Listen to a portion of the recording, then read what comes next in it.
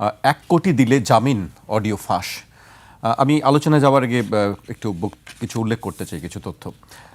আওয়ামী লীগের কারাবন্দী একজন সাবেক রাজনীতিককে জামিনে মুক্তি পাইয়ে দেওয়ার জন্য তার পরিবারের কাছে ১ কোটি টাকা চেয়েছিলেন আন্তর্জাতিক অপরাধ ট্রাইব্যুনালের একজন প্রসিকিউটর। হোয়াটসঅ্যাপ কথোপকথনের একাধিক অডিও রেকর্ডিংয়ে এমন তথ্য পাওয়া গেছে। রেকর্ডিংগুলোয় চট্টগ্রাম ৬ আসনে আওয়ামী লীগের সাবেক সংসদ সদস্য ABM ফজলে করিম চৌধুরীর বিরুদ্ধে করা মামলায় দায়িত্বপ্রাপ্ত প্রসিকিউটরদের একজনের কথোপকথন রয়েছে। এই প্রসিকিউটরের নাম মোহাম্মদ সাইমুম রেজা তালুকদার। জামিনের বিষয়ে তিনি ABM ফজলে করিম চৌধুরীর পরিবারের সদস্যদের সঙ্গে বিভিন্ন সময় কথা বলেছেন। রেকর্ড করা হোয়াটসঅ্যাপ কলগুলোর একটিতে ফজলে করিম চৌধুরীর পরিবারের এক সদস্যকে আগের একটি আলাপের কথা স্মরণ করিয়ে দিয়ে সাইমুম রেজা তালুকদারকে বলতে শোনা যায়, শেষ পর্যন্ত তিনি যদি ফজলে করিম চৌধুরীকে বের করতে পারেন তখন একটি বেশ ভালো অ্যামাউন্টের বিষয় থাকবে। তিনি বলেন, আমি 1 করোড়ের কথা বলছিলাম, মানে 1 কোটির কথা বলছিলেন। 1 কোটি টাকা থেকে সাইমুম রেজা তালুকদার অগ্রিম 10 লাখ টাকা দেওয়ার জন্য বলেন। তিনি বলেন, যদি 10 লাখের মতো অগ্রিম দেওয়া যায় তাহলে খুব ভালো হয় নগদে। হেলাল ভাই, আমরা আগেও এইরকম একটি বিষয় শুনেছিলাম যে রাজসাক্ষীর ব্যাপারে আর্থিক লেনদেনের একটি অভিযোগ পাওয়া গেছে, সেই বিষয়ে আলোচনা হয়েছে। আবার সেই ঘটনার রেশ কাটতে না কাটতেই আমরা দেখলাম যে আজকে এটি নিয়ে চিফ প্রসিকিউটর কথা বলেছেন যে এই বিষয়টি আসলে তদন্ত করা হবে, অভ্যন্তরীণভাবে তদন্ত করা হবে এবং তদন্তে দোষ প্রমাণ হলে এবং শাস্তিমূলক ব্যবস্থা নেওয়া হবে তিনি বলেছেন। আপনি এটাকে কিভাবে দেখছেন? বর্তমান চিফ প্রসিকিউটর এই বিষয়টা নজরে এনেছেন, তাই না? জি। আমার বক্তব্য হলো যে আগের যে প্যানেলটি ছিল, চিফ প্রসিকিউটর সহ আরও যে প্রসিকিউটররা ছিল, আমরা এই অ্যাজ এ মুসলিম আমরা জানি যে ঘুষ দাতা, ঘুষ গ্রহীতা এবং এই ঘুষের সাথে সম্পর্কিত সমস্ত ব্যক্তি ফিন্নারে জাহান্নাম, তাদের জন্য জাহান্নাম অবধারিত রয়েছে। চোরে তো আর ধর্মের কাহিনী শুনে না। আমি আমার বক্তব্য শুরুতে এভাবে বলছি। তো এখন ডক্টর ইউনূস যে আপনার আন্তর্জাতিক অপরাধ ট্রাইব্যুনালটা তৈরি করেছিল, যার চিফ প্রসিকিউটর ছিল তাজুল ইসলাম এবং তার যে অন্যান্য প্রসিকিউটর আপনার সাইমুম পারভেজ, খুব সম্ভব তিনি এই ঘুষটি চেয়েছেন। তো একজন সাইমুম পারভেজের আপনি অডিও ফাঁস করেছেন। তো এরকম এই যে আমাদের বিভিন্ন স্থানে, শুধু প্রসিকিউশনে না, বাংলাদেশের মন্ত্রণালয় বলেন, সচিবালয় বলেন, বিভিন্ন জায়গায় অধিদপ্তরগুলোতে গত 17 বছর এবং যদি ধরতে চান ডক্টর ইউনূসের 1.5 বছর, এর থেকে তো মুক্ত ছিল না। আমি ডক্টর ইউনূসের 1.5 বছর এই জন্য বললাম যে চিফ প্রসিকিউটরের পক্ষে অনেক কথা বলানো হয়েছিল যে একজন দক্ষ, একজন সৎ, একজন ভালো ব্যক্তি, যে তিনি এটা যখন জানলেন তখন তিনি কেন পাবলিক করলেন না, এটা পাবলিক করলেন না। এই জন্য আমি প্রথমে হাদিসটা বললাম যে হাদিসে রয়েছে যে দুইজনই, যে নেই, যে দে এবং এর যে মধ্যস্থতা করে এবং এর সাথে যারা থাকে তারা সবাই জাহান্নামে, এটা হলো হাদিস। তা আমি জানি তো চিফ প্রসিকিউটর তো একটা মানে ইসলামিক মনোভাব সম্পন্ন একজন মানুষ। তিনি এত বড় একটা হাদিস জানার পরেও তিনি কেন এটা পাবলিক করলেন না?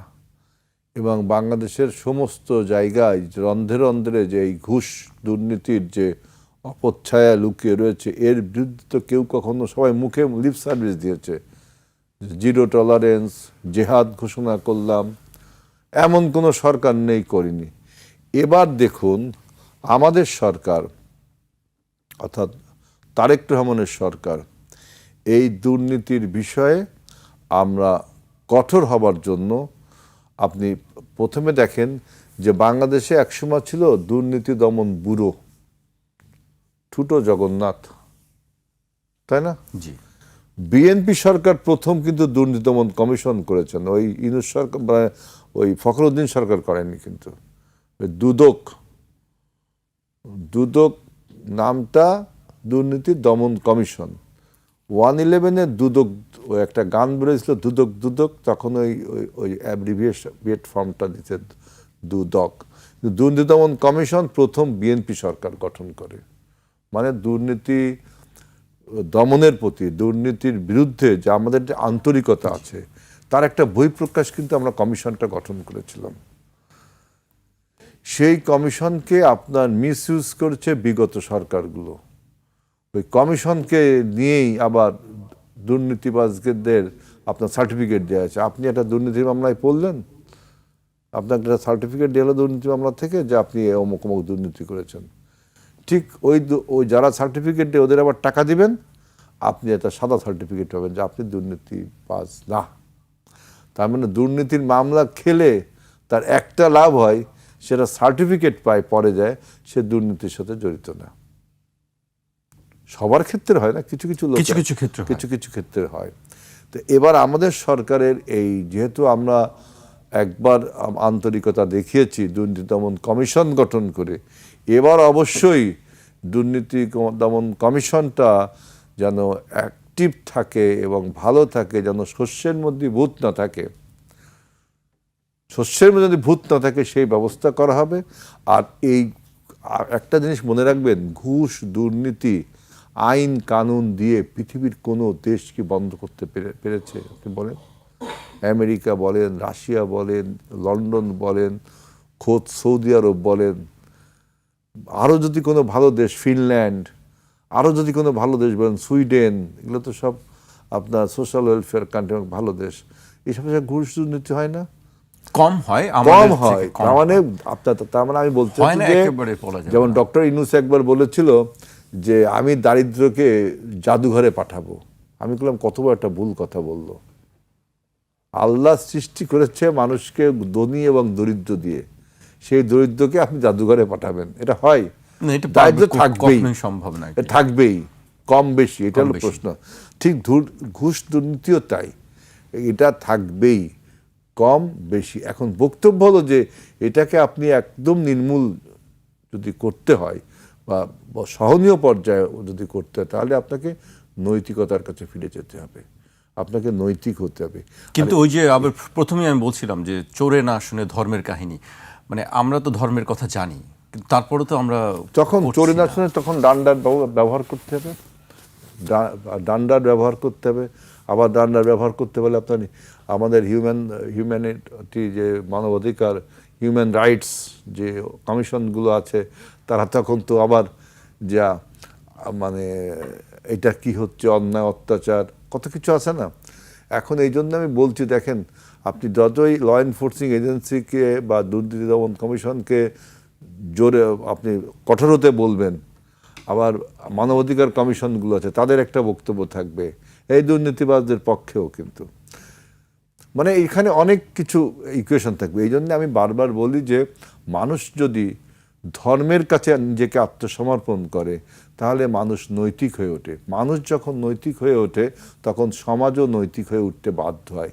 একটা নৈতিকতার সমাজ গড়ে তুলবার জন্য মানুষকে অবশ্যই ধর্মের কাছে আশ্রয় নিতে হবে, ধর্মের নৈতিকতাগুলোকে তাকে অনুসরণ করতে হবে, এবং আমাদের দেশের যে আইন কানুনগুলো আছে সেগুলো সঠিক প্রয়োগ করতে হবে। এখন দেখেন আন্তর্জাতিক ট্রাইব্যুনালে তাজুলকে বা আপনার সরিয়ে দিয়ে আরেকজনকে দিয়ে হলো, কত কথা উঠলো না?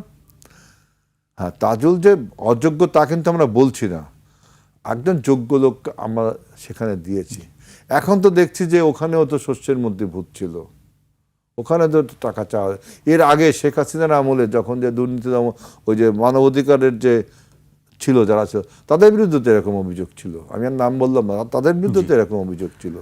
সুতরাং আমি আমার দৃঢ় বিশ্বাস আমাদের এই সরকারের আমলে যে প্রসিকিউটরে যাদের নিয়োগ হয়েছে, কারণ এটা একটা সেন্সিটিভ ইস্যু, এরা মানবতা বিরোধী অন্যায় করেছে, দেশদ্রোহিতার কাজ করেছে, এরা টাকা দিয়ে পার পেয়ে যাবে, তাহলে আমাদের রক্তের কি দাম থাকলো, আমাদের সংগ্রামের কি দাম থাকলো, আমাদের আত্মত্যাগ, এই সংগ্রাম, ছাত্রদের এই বিক্ষোভ, ছাত্র রাজনীতিবিদদের এই বিক্ষোভ কি টাকার কাছে বিক্রি হয়ে যাবে? গুরুতর অভিযোগ, এটা গুরুতর অভিযোগ। টাকার কাছে বিক্রি হয়ে যাবে, টাকা দিলেই জামিন পেয়ে যাচ্ছে। না, আপনি কারা জামিন পাচ্ছে? যারা মানবতা বিরোধী অপরাধ করেছে, ছাত্রদেরকে হত্যা করেছে, রাজনীতিবিদদের হত্যা করেছে, গত 17 বছর হত্যার সাথে যারা জড়িত, তাদেরকে আপনি টাকা দিয়ে ছাড়াচ্ছেন। তার এটা তো মানে ক্রিমিনাল অফেন্স তো আছে, এর পরেও আপনার দুইটা অফেন্স হচ্ছে, যে আপনি মানবতা বিরোধী অপরাধ, এই সদ্য যারা শহীদ হলো, আবু সাইদ, ওয়াসিম, আপনার মুগ্ধ, এদের রক্তের সাথে বেইমানি করছেন আপনি, এদের রক্ত আপনি টাকার কাছে বিক্রি করে দিচ্ছেন, সেটাই তো অপরাধ এখানে। জি, আমি আপনার কাছে আবার আসবো হেলাল ভাই। আমি এ পর্যায়ে হুমায়ুন